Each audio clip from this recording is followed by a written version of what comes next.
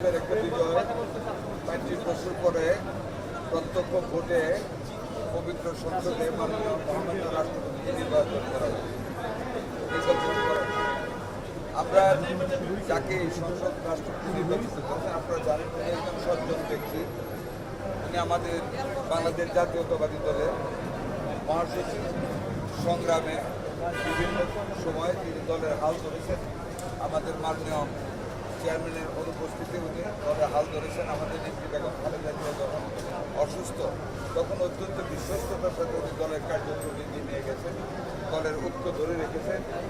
সারা বাংলাদেশের মানুষের কাছে একজন গ্রহণযোগ্য সজ্জন এবং অত্যন্ত অমায়িক ব্যবহারের একজন রাষ্ট্র ওনার কাছ থেকে অনেক কিছু আশা